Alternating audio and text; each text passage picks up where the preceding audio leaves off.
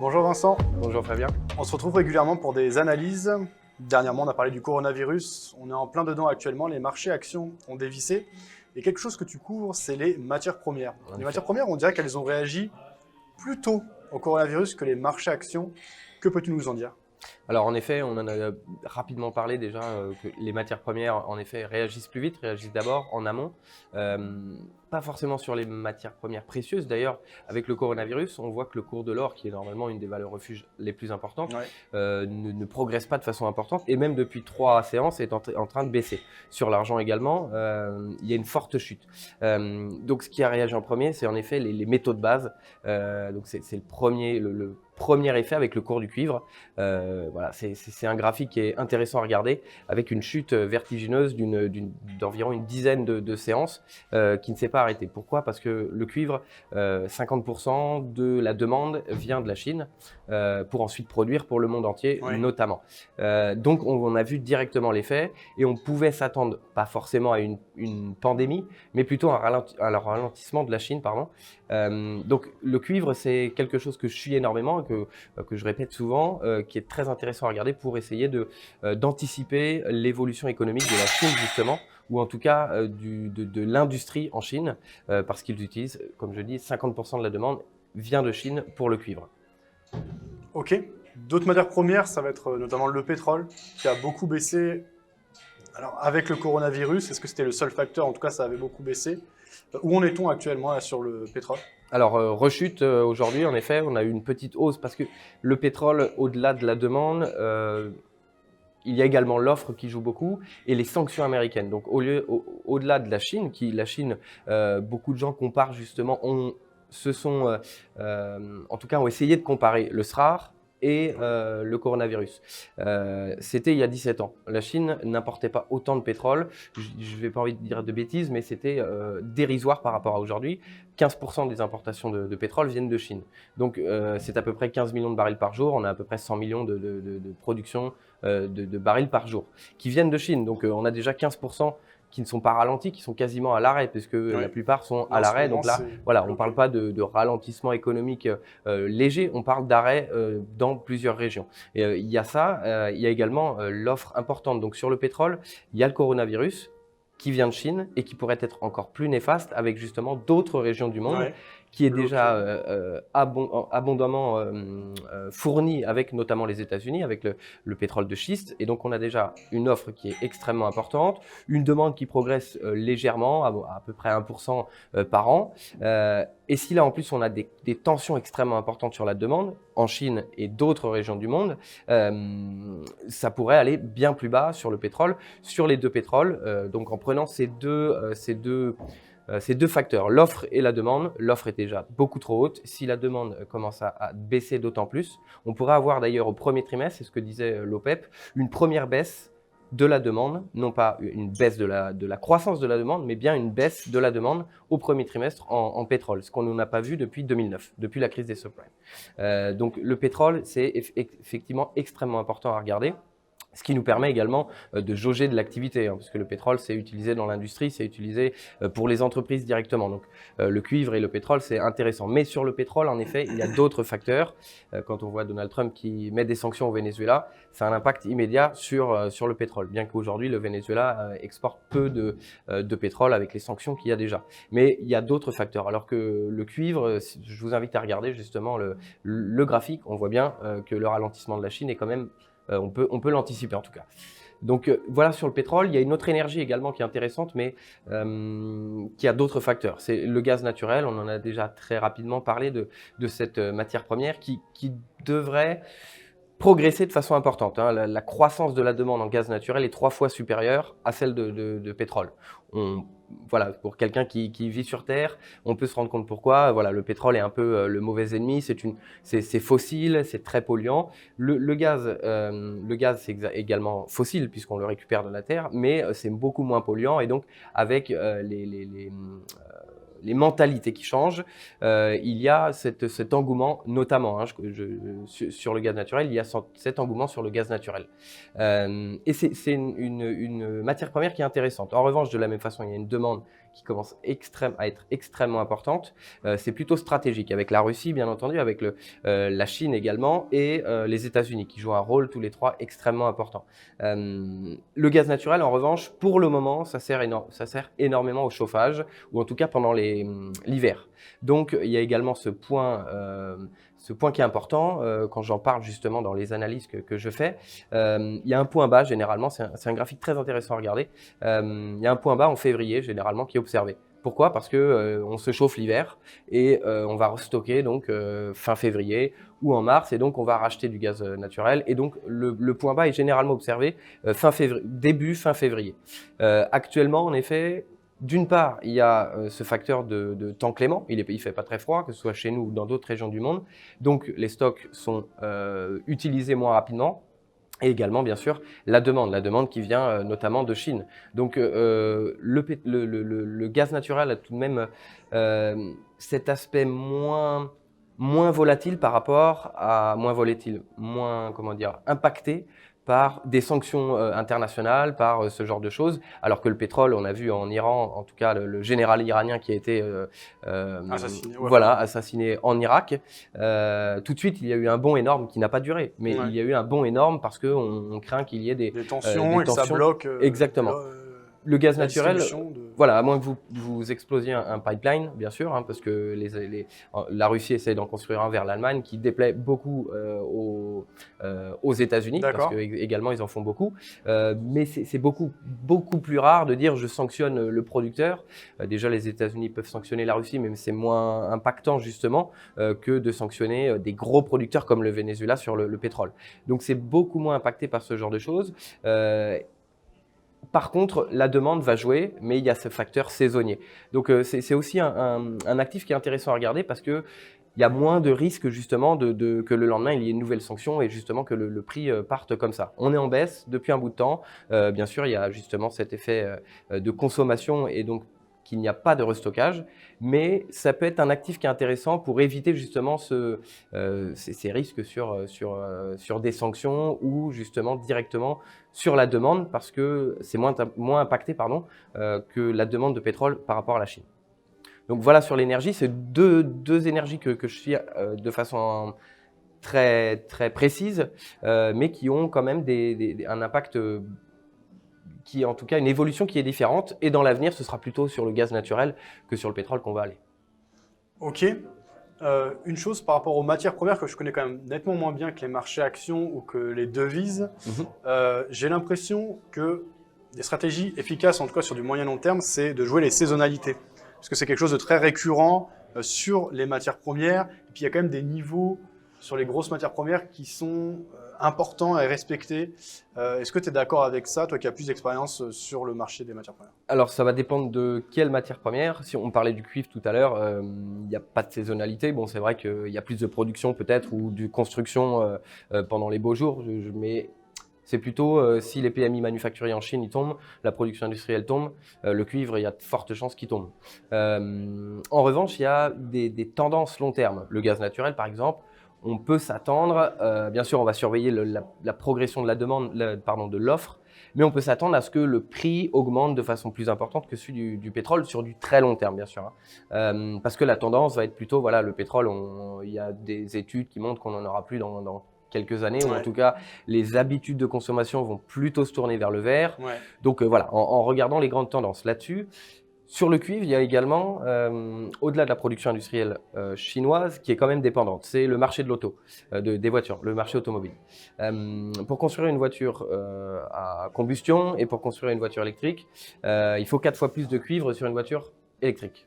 D'accord. Donc de la même façon, même si on a des grosses tensions sur la production en Chine, qui va certainement reprendre et donc le cuivre va reprendre. À très long terme, il y a également cette modification. Quand on construit des batteries de voitures, il y a des mélanges qui sont faits avec, je ne suis pas physicien donc je ne vais pas me lancer dans des explications de mélanges chimiques, mais on va plutôt utiliser peut-être du nickel ou du cuivre. Dans la construction de voitures électriques, on utilise plus de cuivre. Donc, il y a ce type de, pas saisonnalité, mais tout de même de grandes tendances qui sont plutôt à suivre et qui peut être intéressant pour quelqu'un qui va investir sur le long terme. Donc c'est plutôt intéressant. Après, il y a des niveaux qui sont plutôt respectés en effet, parce qu'il y a, je pense, moins d'acteurs et peut-être moins d'algorithmes que sur, c'est une supposition, hein, que sur les actions, et donc des niveaux qui sont un peu plus respectés. Sur le cuivre, on a tout de même des niveaux techniques qui sont plutôt respectés, qui sont plutôt intéressants à suivre. Le cours de l'or, après, le cours de l'or, le problème, c'est qu'on n'est pas allé non plus très très haut. On a une progression, c'est un métal précieux qui valait encore quelques centaines de dollars il y a une dizaine d'années, ou avant la crise des subprimes, ou une quinzaine d'années. Donc on est monté à 1950 dollars. Aujourd'hui, on est un peu en dessous des 1700 dollars, mais après, c'est un peu l'inconnu. Donc voilà, sur le cours de l'or, il y a peut-être moins. Je suis plutôt à regarder le cours de l'argent sur les métaux précieux, plutôt parce que la volatilité est importante, beaucoup plus importante. Les mouvements sont généralement les mêmes, mais la volatilité, par contre, sur le cours de l'argent est extrêmement importante. Mais bien sûr, la valeur n'est pas la même aussi. Donc, comment dire, pour quelqu'un qui fait du trading, voilà, peut-être que c'est moins intéressant si vous prenez des contrats, pour parler un peu de la nature des produits. Vous gagnez plus facilement de dollars par lingot, si vous voulez, si vous achetez du physique que sur l'argent. Mais l'investissement est moins important sur l'argent, et la volatilité est plutôt intéressante à jouer sur l'argent. Donc je suis plutôt en faveur de l'argent, même si l'argent est un peu moins soutenu. En tout cas, il y a de très gros acteurs, et donc la volatilité, justement, ça explique la volatilité. C'est qu'il y a de très grosses banques qui jouent dessus, qui investissent dessus, et du coup, ça donne des secousses assez importantes sur le cours de l'argent. Donc voilà, moi je suis les matières premières pour tous ces aspects qui, pour moi, anticipent un peu l'économie, ou en tout cas ce qui va se passer par la suite, et donc ce qui va impacter les actions. Donc le cuivre, comme on l'a dit, avec l'activité industrielle, les métaux précieux qui réagissent beaucoup avec la Fed, qui réagissent beaucoup avec l'anticipation du dollar américain, et l'énergie qui traduit également de l'activité, pareil, et donc qui est plutôt en amont de une baisse de la demande de matières premières. On va moins produire du coup dans les années à venir. Et donc, les entreprises vont certainement moins faire de chiffre d'affaires, et voilà. Et on va peut-être pouvoir anticiper le marché des actions grâce aux matières premières. Très bien. On avait fait donc un live il y a une semaine et demie pour parler un petit peu des actions. Justement, les matières premières avaient déjà beaucoup corrigé avec les tendances que tu as précisées sur le pétrole, alors que les actions marquaient des plus hauts, notamment aux États-Unis.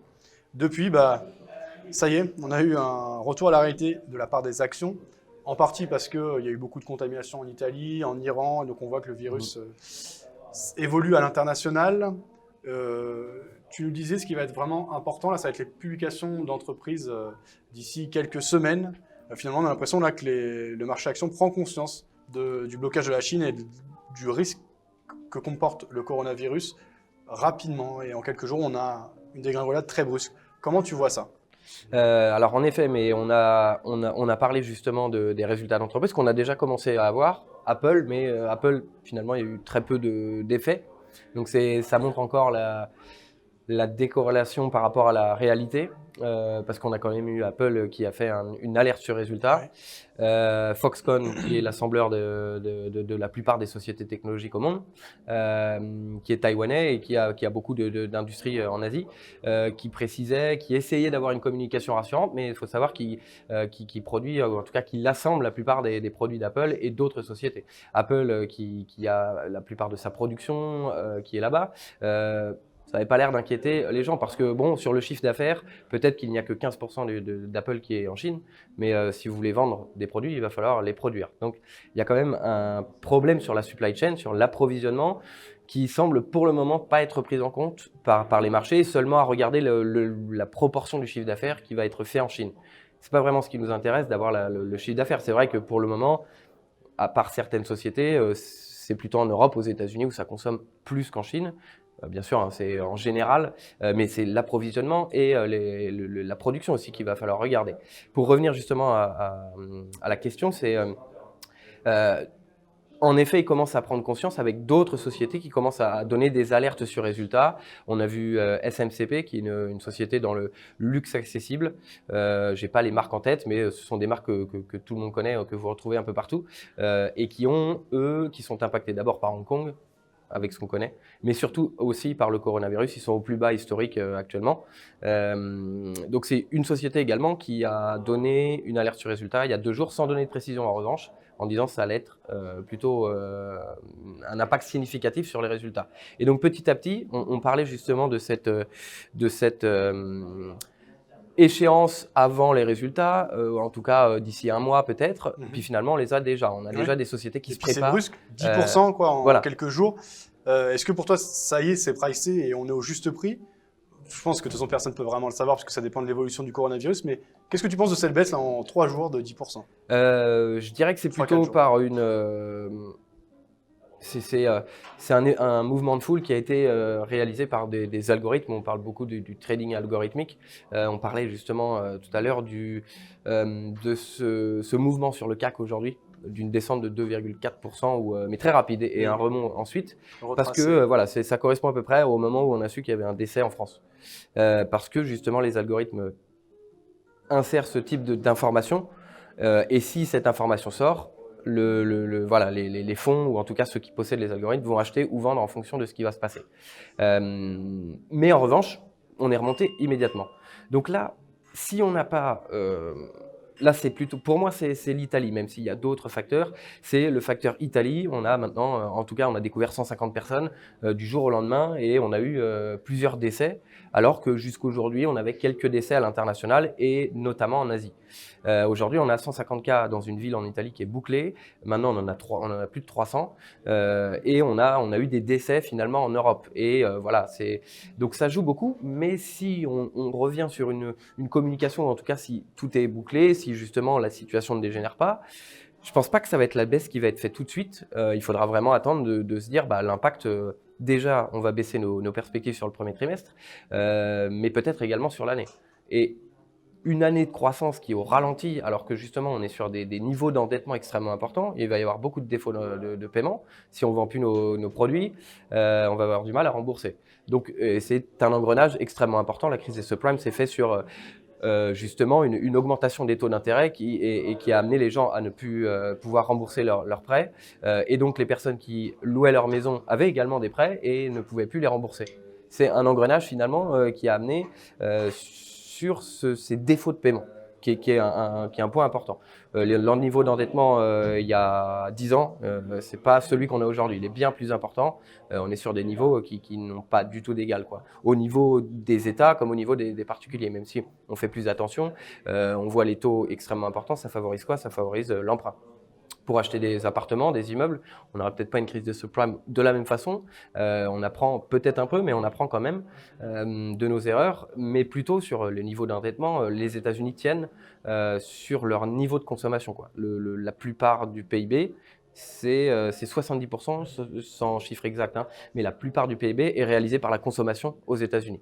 Pourquoi? Parce que justement, il y a des baisses de taux et ça favorise le crédit, ça favorise le crédit par la carte de crédit. Et il y a des cartes de crédit où vous pouvez avoir des facilités de paiement aux États-Unis avec des taux extrêmement importants.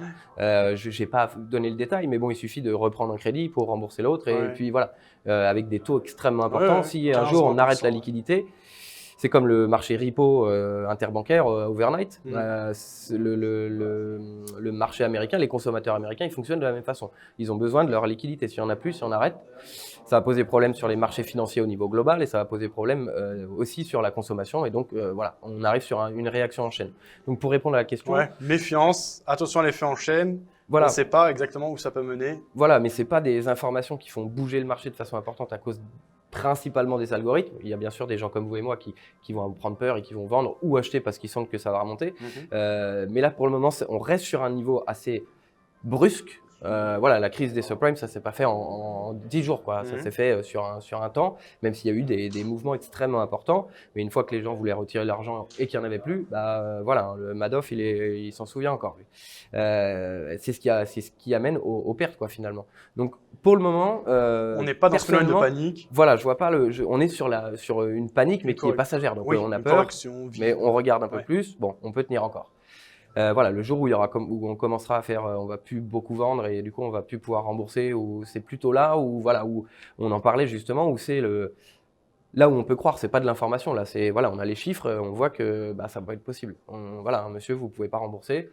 Qu'est-ce qu'on va faire? On va prendre votre maison, on va prendre votre société. Donc voilà, au niveau corporate, au niveau des marchés, il faut quelque chose de plus concret. Même si cette baisse peut se continuer en restant sur un mouvement de panique, et donc la réaction en chaîne va amener à une crise globale et donc à ce qu'on parle de la réaction en chaîne. Mais pour le moment, le mouvement, il faut rester attentif et on va avoir d'autres cas de société, même Danone qui a précisé qu'il y aurait des impacts sur le coronavirus, qui le chiffre pour le moment, mais qui le chiffre avec les données qu'on a aujourd'hui. Si le coronavirus il dure jusqu'à l'été, déjà il n'y aura plus de JO.